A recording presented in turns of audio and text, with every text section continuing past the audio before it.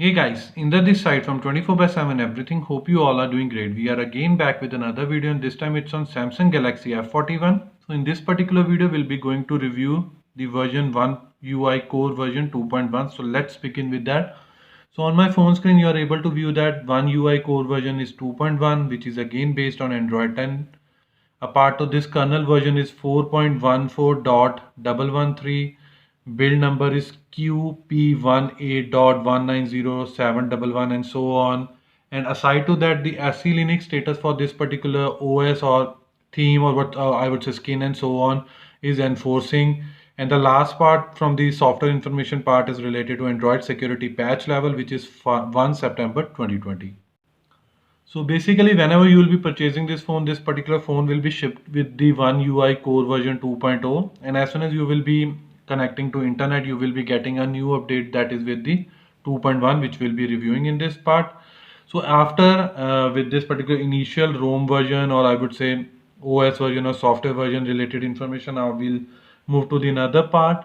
So the very critical part in each like every days from a and like end users perspective is battery, like what's the battery consumption, what's the charging time and so on.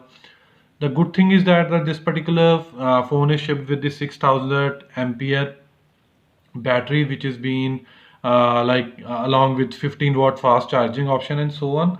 So for on this particular ROM, the charging time was nearly about 2 hours and 24 minutes to fully charge the phone from 0 to 100%. And I have also noted down the some sort of, I would say,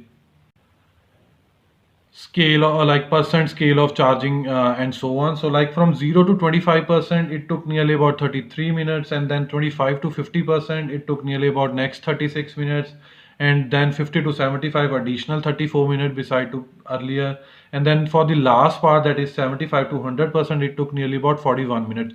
Because in the last part, that is 75 to 100%, that fast charging mechanism a little bit slow down so that it can it's again a benefit for our batteries perspective, so that it doesn't hamper our battery with respect to fast charging cycle and so on, and it should be optimized and it will be having a good age and so on. So after charging time, the next question with respect to battery is ideal battery drainage. So again, I have noted down this from two different perspective or scenario. One is that if you will not be inserting any SIM in this particular phone, then the battery drainage is nearly about 1 to 2% over a span of 8 to 9 hours.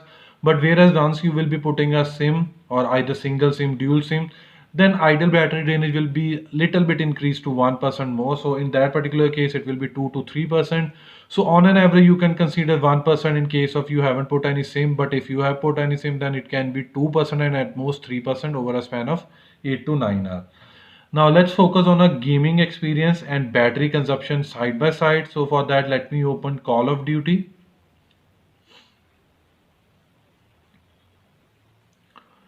So again, if you are familiar with my like I would say review videos, then you know that what I'm going to discuss now. So usually, whenever I review the games with respect to battery consumption and so on, so then I usually play a game for nearly about 2 to 3 times so that I can note down each and every part on an average what is the battery consumption and so on.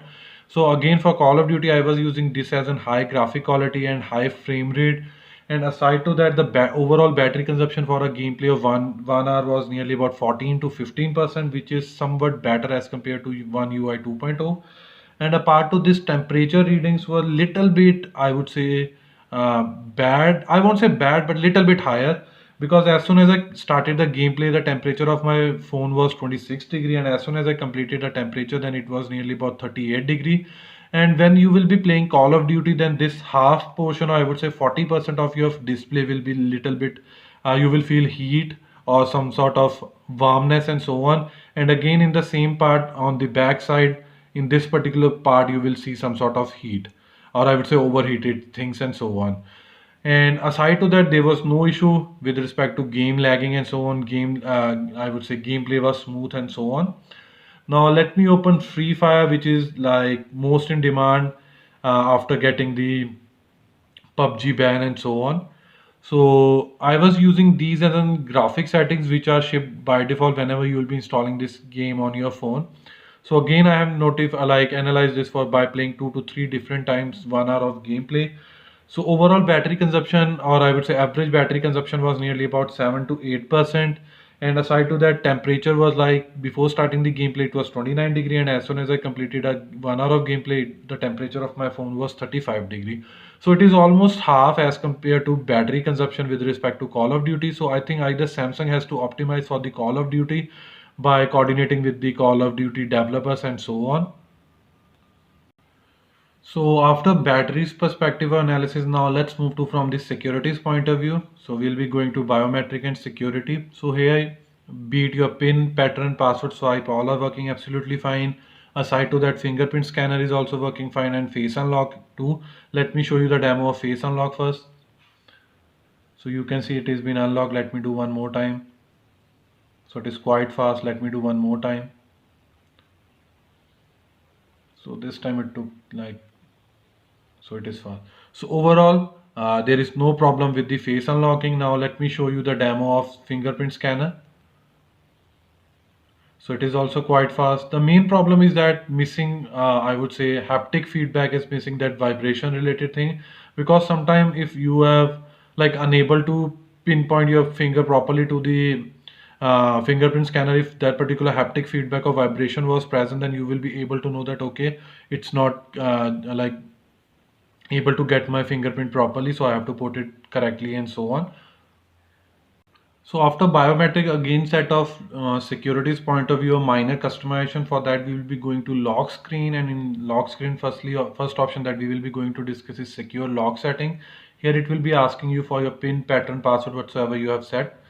So as soon as you will be entering here, the best thing I always recommend everyone is to have a show lockdown option turned on. So once you will turn it on, it will be available here, and it is quite good because like you have logged your phone, but you haven't turned done using lockdown option. So if you are sleeping, someone can pinpoint your finger and they can unlock your phone. But on the contrary, if you have ticked here and you have done this part lockdown mode on, and by tapping it here, if you will be pinpointing your fingerprint, it will ask you to enter your pin if they are not familiar with your pin. Yes, even this can be break out, like if you will be going to restart your phone, it will again be asking you for the pin and so on. So that's a separate thing, but again it is some sort of extra layer in from the Android's point of view, so you should utilize this part as well. Now from the minor customizations part, the best thing is that always on display, which looks good on AMOLED display. So by default, there are two options. One is tap to show, show always, and another is show as schedule if you want. But let me show you the demo by tapping it on. So I've locked my phone. If I'll tap it here, then it will show me that particular always on display. Aside to that, if you will be opening like show always, just tap like lock your phone, within next 1 or 2 seconds it will display like this. So this will be always on. But just to cut down the have a better battery backup, you can turn it off. And apart of this, there is a clock style. So let me turn the always on display again and I'll show you. So if you will be turning like tapping on clock style and your always on display is turned on, then it will ask, do you want to set clock style for always on display or lock screen whatsoever. But if you'll turn it off, then it will directly be considering it for a lock screen, and you can play with these settings and so on. I've already covered this in my preview, like previous video in the review of 2.0. If you want to see, then you can go over there as well. So another set of minor customization. So first thing is, if you want to have a toggle between your light and dark theme, you can just tap it here and it will change to dark. But for the videos part, I'm just using light as of now. So afterward, the best part is related to font size and style. So you can change your font style. I'm using by default which is shipped with this particular ROM. Let me tap on Gothic bold, and it will be changed like this. A part of this, if you want to download font, then you can tap it here and it will open Galaxy Store and so on. Aside to that, you can also bold your font by turning this on, and by default with the default font style, the font is bold now. So it's depend upon you whatsoever you want to use it. So after display, now let's move to connection. So which is again a second most vital thing after your battery part and so on. So very first thing is that Wi-Fi calling. Yes, it is available for both Jio and Airtel, and I have already tested that and it is working absolutely fine. Native video calling. Yes, it is also available. and I've also tested with Airtel to Airtel, Geo to Geo. Apart of this call recorder, that's also available, but again, sometime you will not be able to view it in some cases, like whenever you'll be calling, and usually whenever you'll dial your phone, call someone, you will see a three dot on your dialers on the very top right hand side, and you can just tap it and you will see that call record and so on. Apart to this, with respect to connectivity like Wi-Fi connectivity, SMS calls, mobile internet, all are working absolutely fine. There is no issue at all, no glitch, no problem. Now let's move to Bluetooth. So Bluetooth is also working fine, be it for file transfer or audio via Bluetooth devices, and I've already tested and it is working absolutely fine. And aside to that, if someone wants to like screencast their phone to the display or outer external display, then the smart view or screencasting is also working fine.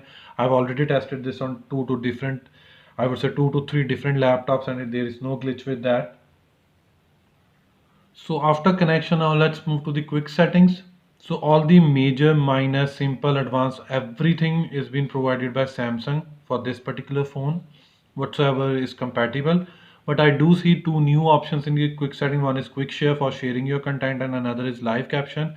You can turn it on the live caption, and then caption or a text or a wording will be displayed along with your audio, video, whatsoever, wherever you will be viewing it, and it should be compatible with the caption part and so on.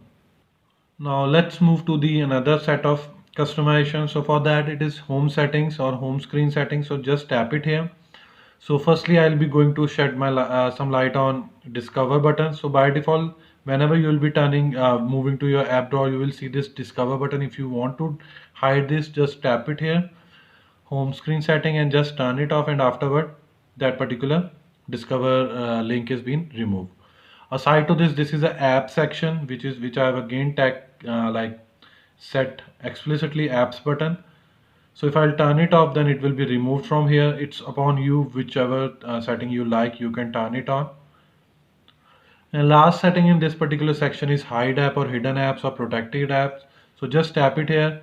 You can let me show you by tapping on air zone and like tap on done. Now it will not be displaying the app drawer. But once again, if I'll go here, again tap it here and revert it and again done it, then it will be displayed here again. So it's depending upon you whatsoever you want to hide or protect and so on. So after hidden apps, now let's move to the play protection certification. For that, you just tap on Play Store and you can verify by tapping on settings, and just move to the very bottom part where you will see play protection certificate and device is certified. So this is good. Apart to this, from our default apps which are shipped with this particular phone, like from Samsung side, everything is available. Like usually I cover up these FM radio and so on. So FM radio is working absolutely fine. Apart to this, like Galaxy Store, Galaxy themes and so on whatsoever. So all is working fine. As and when you will be using, you will be able to get the benefits of these apps. Now let's focus on our status of camera to API. So it's the same, like limited hardware support level is available, which was again shipped with the One UI Core 2.0 and again on One UI Core 2.1 as well. And still I don't find any compatible Gcam for this particular phone. As and when I'll be able to find it, I'll surely be creating a dedicated video on that. After status of camera to API, now we'll verify the status of Wideband certification. So it's good that it is level 1. So by this way you can stream your HD content on any OTT platform or any live web video player wherever it is applicable or compatible and so on. And now let's focus on our stock cameras point of view. So there are few changes in stock camera UI. Like firstly, if you have watched my previous videos, so earlier it was like live focus, which has now replaced with single take, and live focus have been moved to the more functionality, or I would say more button. And single take is really a good option. Like you can take multiple.